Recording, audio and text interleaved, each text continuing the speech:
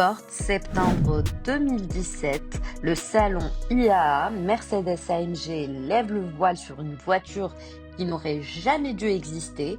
Project One, une hypercar embarquant un moteur qui jusqu'alors n'appartenait qu'à des monoplaces filant à 350 km/h sur les circuits.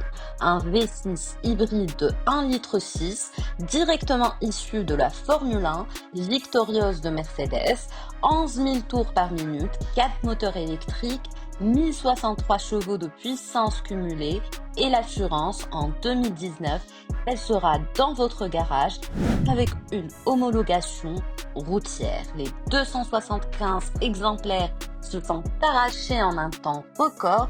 Lewis Hamilton en a réservé 2, une pour lui et une pour son père. Nico Rosberg a commandé Valtteri Bottas aussi. 2,75 millions d'euros hors taxe, compte versé, l'attente maximale et après, pendant des années, rien. Le nom One était tout un programme, non seulement parce que c'était la première hypercar Mercedes de cette nature, mais aussi parce qu'elle devait rester singulière, une tentative qui ne serait jamais réitérée, une promesse que Mercedes faillit ne pas pouvoir tenir. L'idée était suffisamment démente. Prenez le moteur qui a permis à Lewis Hamilton et Nico Rosberg d'être champions du monde en 2015 et 2016 et intégrez-les dans une voiture de route. Cela semble simple, mais ça ne l'est pas parce qu'un moteur de Formule 1 a un régime de ralenti de 5000 tours par minute. Il carbure à l'essence de course à indice d'octane très élevé. Il doit être entièrement démonté et révisé tous les 4000 km et il est tellement bruyant qu'il ne pourrait obtenir d'homologation dans aucun pays du monde. Les ingénieurs de Mercedes-AMG High Performance Powertrains à Brixworth, là où naissent les vrais moteurs de F1, se sont retrouvés face à un casse-tête qu'ils avaient eux-mêmes sous-estimé. Ils devaient abaisser le régime de ralenti de 5000 à 1200 tours minute. Ils devaient calibrer le moteur pour qu'il fonctionne avec du Super Plus classique disponible à la pompe. Ils devaient concevoir un système d'échappement capable de satisfaire la norme Euro 6, incluant 16 éléments chauffants individuels dans le catalyseur pour maîtriser les émissions au démarrage à froid. Et il devait faire tout cela sans tuer l'âme du moteur. Cela a pris du temps, bien plus que prévu. 2019 est passé, aucune livraison. 2020, problème avec le groupe motopropulseur. 2021, la calibration logicielle est toujours en cours. En 2022, au milieu de l'année, près de 5 ans après l'annonce, elle était enfin prête. Le patron d'AMG, Philippe Schimmer, a prononcé une phrase qu'on entend rarement de la part d'un constructeur automobile. Beaucoup ont pu penser que le projet était impossible à réaliser.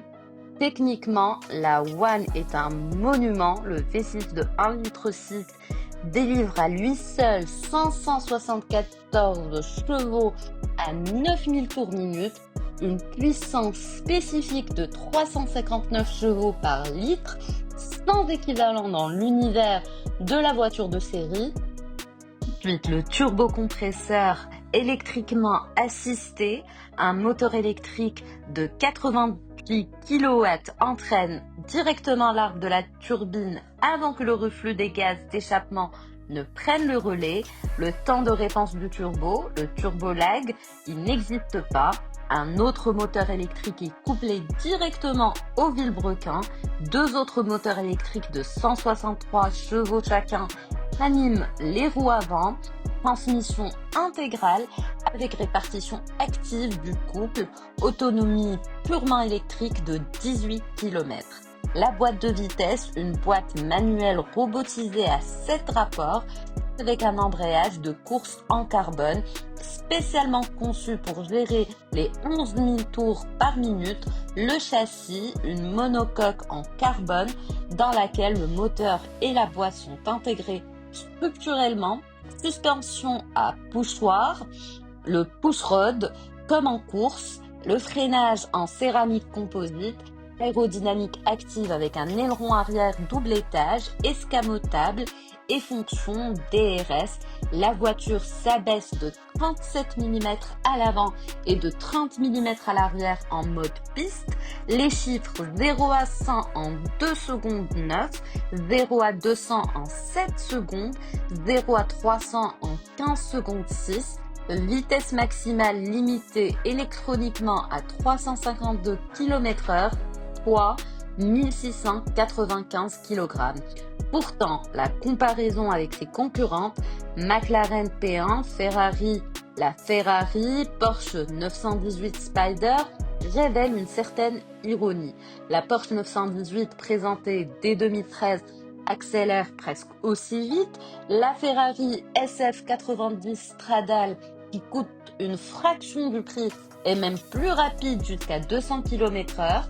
Les performances initialement promises sous les 6 secondes pour le 0 à 200 n'ont pas été atteintes. Les compromis nécessaires pour l'homologation routière ont eu un coût, mais la One avait quelque chose que les autres n'avaient pas, l'authenticité. Pas un moteur de course inspiré, pas un V12 inspiré de la F1, mais le moteur actuel avec lequel Mercedes a dominé la Formule 1. Et c'est précisément ce qui est devenu un problème. Un problème nommé les États-Unis. En juin 2022, peu après la Première mondiale, Mercedes a envoyé une lettre à tous les clients américains. Le contenu, la One ne sera pas homologuée aux États-Unis. Pour respecter les normes d'émission locales, le groupe motopropulseur devrait être tellement modifié que les performances et le caractère de conduite seraient considérablement altérés. Mercedes a refusé. La One devait rester ce qu'elle était ou ne pas exister là-bas. Pour les millionnaires américains qui avaient déjà versé un acompte, le choc fut brutal. Certains ont tenté de s'en procurer par des voies détournées. Un milliardaire de Los Angeles a versé 5,4 millions de dollars à un prétendu revendeur et a été victime d'une escroquerie. Le vendeur s'est avéré être un importeur texan, déjà emprisonné pour des affaires similaires. La One, quant à elle, jamais livrée. La production est artisanale chez Multimatic à Coventry en Angleterre. 50 employés, 16 stations de montage et de contrôle. Chaque groupe motopropulseur est assemblé à Brixworth et testé au niveau F1 avant d'être installé dans la voiture. De nombreux composants sont préassemblés, testés, démontés, puis finalement installés. L'effort est colossal, le prix aussi, plus de 3 millions d'euros toutes taxes comprises en Allemagne. Et puis, il y a l'entretien. Tous les 50 000 km, le moteur doit être entièrement révisé. Coût jusqu'à 850 000 euros, presque un tiers du prix neuf, pour une simple révision. Nico Rosberg, en récupérant sa One à Affalterbach, a commis une erreur de débutant. Il a redémarré le moteur après quelques secondes et l'a immédiatement coupé. L'instructeur AMG s'est précipité. Si vous faites ça 6 fois, le groupe motopropulseur se verrouille. Vous devez nous appeler et nous viendrons avec un ordinateur portable, 5 à 8 minutes de temps de chauffe, ou ne coupez pas le contact. Un moteur de F1, même sur la route. Le 28 octobre 2022, la One a montré de quoi elle était capable. Le pilote d'usine Maro Engel a réalisé un temps de 6 minutes 35 sur la boucle nord du Nürburgring Nordschleife. Nouveau record pour une voiture de série homologuée sur la route, 8 secondes plus rapide que la Porsche 911 GT2 RS, équipée du kit Mantei, dans des conditions loin d'être idéales, météo automnale, piste partiellement humide. La One est le premier véhicule de série à boucler la Nordschleife en moins de 6 minutes 30. Plus tard, elle passera encore son propre record. Mais le succès en piste ne pouvait changer une chose, la One est un cas isolé. En 2023, AMG a officiellement confirmé qu'il n'y aurait pas de successeur. Stephen Jastrow, chef du développement des véhicules chez AMG, a été clair. Une hypercar basée sur un moteur de Formule 1, aucune chance, c'était la seule fois, le moment unique. La réglementation sur les émissions devient plus stricte, le développement de la One était déjà à la limite du faisable. Une deuxième fois, c'est impossible. Et ainsi, la Mercedes AMG One est devenue exactement ce que son nom promettait, l'unique. 275 exemplaires, tous vendus, aucun n'est plus disponible. Certains réapparaissent sur le marché de l'occasion à Dubaï pour 5 millions d'euros. Les spéculateurs tentent leur chance malgré les clauses anti-revente que Mercedes avait inscrites dans les contrats. Ces clauses sont juridiquement discutables dans de nombreux pays. Mais le message était limpide, ce n'est pas un objet d'investissement, c'est de l'histoire du sport automobile. Alors, ce qui s'est vraiment passé avec l'AMG One, c'est qu'elle est la voiture techniquement la plus exigeante jamais construite pour la route. Une voiture qui a nécessité 5 ans parce que personne n'avait jamais essayé d'homologuer un véritable moteur de Formule 1 pour un usage routier. Une voiture qui n'a jamais eu le droit de rouler aux États-Unis car la réglementation y aurait brisé son âme. Une voiture dont l'entretien coûte presque le prix d'une Porsche 911 neuve. Ce n'est pas un triomphe commercial, c'est un triomphe d'ingénierie, la preuve que Mercedes en était capable et en même temps la preuve qu'on ne le refera plus jamais.